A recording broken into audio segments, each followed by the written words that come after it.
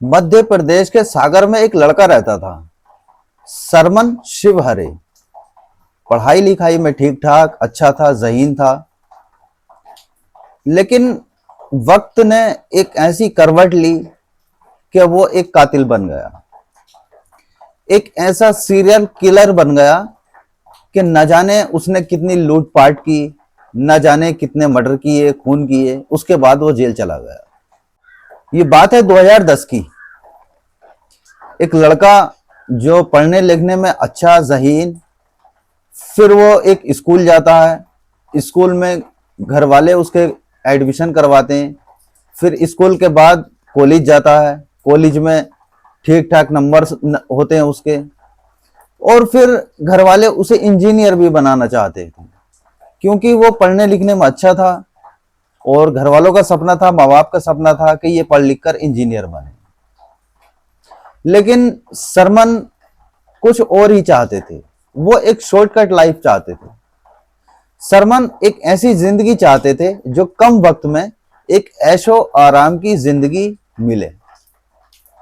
इसीलिए उन्होंने 1 साल कॉलेज किया। उसके बाद उन्होंने कॉलेज छोड़ दिया। उसके बाद वो आस पड़ोस में मिलने वालों में धीरे धीरे छोटी मोटी चोरी करते हैं। चोरी के बाद पकड़े नहीं जाते। फिर सरमन का हौसला बढ़ता है। सरमन थोड़ा बड़ा होता है और फिर वो बड़ी चोरी करता है। फिर इसी चोरी के चलते हुए उसकी जिंदगी, उसकी दुनिया एक जुर्म की दुनिया बन जाती है। उसने अपना अगला कदम जुर्म की दुनिया में रख दिया था। फिर वक्त बीता, हालात बीते और वो धीरे धीरे चोरी के रास्ते पे चलता रहा। फिर वो यहां से एक चोरी करने में जो उसे मुश्किलें हो रही थी, परेशानी आ रही थी, वो सोचता है कि क्यों ना एक देसी कट्टा खरीदा जाए। और फिर उसी रास्ते पे चलता रहा। फिर धीरे धीरे वो कत्ल करता और मार देता। फिर इसी मध्य प्रदेश के शहर में उसका एक दोस्त बनता है। उस दोस्त को वो अपने साथ लेता है और ये दोनों लूटपाट शुरू कर देते हैं। थोड़ी बड़ी चोरी करने लगते हैं। जुर्म के दलदल की दुनिया में इनका ये बड़ा कदम शुरू हो जाता है। फिर सरमन और उसका दोस्त एक दिन शाम के वक्त दोनों शराब पी रहे थे। सरमन अपनी कहानी बताता कि किस तरह से उसने लूटपाट की और कुछ मर्डर भी किए। वो अपनी कहानी सुना ही रहा था कि उसका दोस्त उससे कहता है कि तुमने कभी प्यार किया है? सरमन इस पर कोई जवाब नहीं देता। उसका दोस्त फिर से कहता है कि क्या तुमने प्यार किया है? और ये बताता है कि मैं तुम्हें कल को उस लड़की से मिलवाने वाला हूं। मैं चाहता हूं तुम उस लड़की से मिलो और मेरी बात करो शादी की। सरमन कोई जवाब नहीं देता अपने दोस्त की बात का और उठ के खड़ा हो जाता, कहता कल मिलेंगे, कल बात करेंगे। अगले ही दिन जब सरमन का दोस्त बोलता है कि चलो मैं अपनी गर्लफ्रेंड से मिलवाता हूं, तो सरमन कहता अभी नहीं, अभी मैं बिजी हूं, फिर कभी।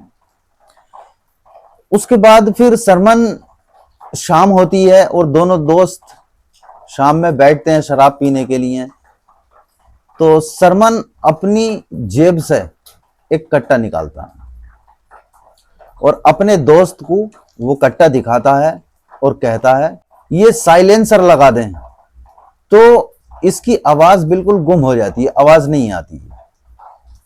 सरमन का दोस्त बोलता है कि अच्छा। फिर सरमन कहता है कि तुम्हें दिखाऊं? बोले हाँ दिखाओ। फिर सरमन उस कट्टे पे साइलेंसर को लगाता है और उसके सीने पे तान देता है और सीधा उसके सीने में वो गोली पार कर देता है। फिर अपनी कहानी बताता है कि किस लिए उसने इसको मारा। वो कहता है कि मैं यहां काम की बात कर रहा हूं और तुम गर्लफ्रेंड की बात कर रहे हो। कल को फिर तुम अपनी गर्लफ्रेंड को ये बात बताओगे और इस तरह से वो चीज लीक हो जाएगी। और सरमन ये नहीं चाहता था। सरमन चाहता था कि वो अकेला रहे और उसके जुर्म की दुनिया किसी को पता ना चले, उसमें कोई शरीक ना हो। उसके बाद फिर वो एक दो गोली और मारता है और अपने दोस्त को वहीं पे मरा हुआ छोड़ देता है। इसके बाद बात आई गई हो जाती है और सरमन अपने पुराने रास्ते पे फिर से चलने लगता है। सरमन फिर से लूटपाट करता, मारता है, चोरी करता है और ये रास्ता जुर्म का उसकी दुनिया का, जिंदगी का हिस्सा बन चुका था। फिर एक दिन उसने सोचा क्यों ना मैं एक बड़ा हाथ मारूं और अमीर बन जाऊं। पन्ना में एक ज्वेलरी शॉप के मालिक उसकी रैकिंग करना शुरू की कि एक बड़ा हाथ मारेंगे, उसके बाद फिर जिंदगी ऐशो आराम से गुजारेंगे। हालांकि वो जिसे लूटता उसे जान से मार देता। वो चाहता तो छोड़ भी देता, लेकिन उसे फिर कत्ल करने में मजा आने लगा। वो लूटता, लूटने के बाद उस कारोबारी को उसी वक्त मार देता और पकड़ा नहीं जाता। खास बात ये थी। तो उसने प्लान बनाया कि क्यों ना बड़ा हाथ मारा जाए। तो पन्ना के एक बड़े व्यापारी, ज्वेलरी शॉप के, सोने के कारोबारी, वो जैसे ही सुबह के वक्त में अपनी दुकान पे आ रहे थे, उनके हाथ में एक बड़ा बैग था। उस बैग को छीनता है और उस व्यापारी को जान से मार देता है। उसके बाद वो वहां से निकल जाता। फिर उसी दुनिया में वो जीता रहा, कारोबार उसका यही चलता रहा, जुर्म की दुनिया का। वक्त बीता, हालात बीते और फिर एक दिन उसने और बड़े जुर्म को अंजाम देने के लिए एक कदम उठाया। ग्वालियर, पन्ना, सतना, इंदौर, ये अलग अलग शहरों में कत्ल करता और अलग अलग शहरों में जो है उन लाश को डालता। लेकिन इसकी खूबी ये थी कि ये पकड़ा नहीं जाता था, क्योंकि इसके जुर्म का कोई शरीक नहीं था और वो शरीक करना भी नहीं चाहता था। वो चाहता था कि मैं अपनी जुर्म की दुनिया को अकेला ही मैनेज करूं, क्योंकि अगर कोई दोस्त होता तो वो राज कभी उगल भी सकता था या पकड़ा जाता तब उगलता। लेकिन इसने अपना दोस्त, अपना साथी किसी को नहीं बनाया। ये इसी तरह से चलता रहा इसका काम। और फिर 2011 में इसने एक डॉक्टर वर्षा का कत्ल किया। इसी तरह से इसके 22 कत्ल समथिंग हो चुके। ये हर कत्ल से पहले रैकिंग करता, उसके बाद उसका कत्ल करता, उसके बाद उसे मार देता। ये बड़े बड़े कारोबारियों का कत्ल करता था, लूटपाट करता था। उसके बाद इसने एक उससे भी बड़ा हाथ मारने की कोशिश की। फिर इसने सोचा क्यों ना एक ही बार में करोड़पति बना जाए। यहां सतना में एक बहुत बड़े उस वक्त के ज्वेलर, ज्वेलरी शॉप के मालिक, सोने के व्यापारी रामदत्त सोनी, इनकी रैकिंग शुरू हुई। रामदत्त कब खाते हैं, कब पीते हैं, कब कहां जाते हैं और कब वो ज्वेलरी शॉप पर आते हैं और कब वहां से निकलते हैं, इनकी रैकिंग शुरू कर देता है। सरमन शिवहरे 25 जुलाई 2011 को रामदत्त सोनी को मारने के लिए निकलते हैं, लूटपाट के लिए निकलते हैं। और सुबह के शायद 10 से 10:30 बज रहे थे। वहां पहुंचते हैं। इत्तेफाक से रामदत्त सोनी की उस दिन वाइफ यानी शोभा, वो भी ज्वेलरी शॉप पे आई थी। उनके हाथ में एक बैग था। लेकिन दुकान पे पहुंचने से पहले सरमन शिवहरे उन पे हमला करते हैं और पिस्टल से गोली चला देते हैं। वो गोली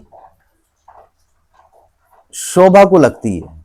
शोभा वहीं पे गिर जाती है, उनकी मौत हो जाती है। अच्छा, गोली रामदत्त सोनी को भी लगती है, लेकिन वो अपनी हिम्मत जुटा के सरमन शिवहरे को पकड़ने की कोशिश करते हैं। इसी कोशिश में और भी दुकानदार वहां पर पहुंच जाते हैं। उसके बाद सरमन शिवहरे को पकड़ लिया जाता है, पुलिस के हवाले किया जाता है। सरमन शिवहरे पुलिस वालों से कहते हैं कि सर मुझे मारिए मत, मैं अपने सारे राज उगल दूंगा। पुलिस वालों को लगता है ये हमसे मजाक कर रहा है। उन्हें यह पता नहीं था कि ये कितना बड़ा सीरियल किलर है, कितना बड़ा कातिल है और कितने इसने कत्ल किए हैं। कत्ल एक, लेकिन ना जाने कितने कत्ल वो अब कबूल करने वाला। यहाँ पुलिस इसलिए उठा के लेके जाती है क्योंकि वो एक ज्वेलरी शॉप के मालिक की बीवी को मार देता है और गोली चलाता है, लेकिन इसके बाद उसके सारे कत्ल जो उसने अब तक किए थे वो उगलने वाला था। फिर पुलिस वाले कहते हैं अच्छा ठीक है बताओ। सरमन शिवहरे अपने जुर्म की दुनिया की कहानी उगलना शुरू करता है।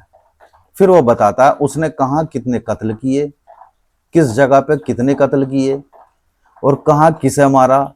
फिर वो ये भी बताता है कि एक बार जो उसके पास कट्टा था देसी, वो 10-12 मर्डर करने के बाद धीमा पड़ चुका था, उसमें गोली फंस जाती थी दूसरी गोली।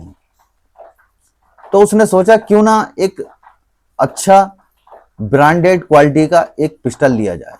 जब वो पिस्टल लेता है कारोबारी से, क्योंकि उसे पता था कौन से कारोबारी और कौन से पिस्टल बनाने वाले 2 नंबर के आदमी कहाँ मिलेंगे, वो कट्टा लेता है एक ब्रांडेड और एक सुनसान जगह पे, सुनसान खंडर में एक घर में पहुंच जाता है ट्राई करने के लिए। इत्तेफाक से वहां पर एक लेडीज आ जाती है, एक औरत आ जाती है। वो पूछती है आप कौन? वो बिना कुछ सोचे समझे उस औरत पे वार कर देता है और गोली चला देता है। उसके बाद वो औरत मर जाती है और ये पलट के उसे नहीं देखता। फिर वापस से वहां से निकलता है और अपने घर आ जाता है। ये सारी कहानी जानने के बाद पुलिस ने, जब उसने सारे राज उगले, सारी कहानी उगली, तो इसके बाद पुलिस ने ट्रायल चलता है और ये केस फिर कोर्ट जाता है, फिर हाई कोर्ट, सुप्रीम कोर्ट। फिर इसके बाद इसे 8 से ज्यादा कत्ल में उम्र कैद हो जाती है। आजीवन कारावास सरमन शिवहरे को हो जाती है। एक ऐसा कातिल जो कत्ल की दुनिया का एक बादशाह बनने वाला था, लेकिन उससे पहले कानून के हाथ लंबे उसकी गिरफ्त तक पहुंचते हैं, उसकी कॉलर तक पहुंचते हैं और उसे पकड़ करके वापस से जेल में डाल देते हैं। ग्वालियर सेंट्रल जेल में 3 कैदियों के साथ मिलकर एक रस्सी बनाता है, उस रस्सी को दीवार पे फेंकता है, वो ऊपर इत्तेफाक से फंस जाती है लोहे के एंगल में। ये उससे तीनों निकलने की कोशिश करते हैं लेकिन पकड़े जाते हैं। पुलिस वालों की सूझबूझ से ये तीनों पकड़े जाते हैं।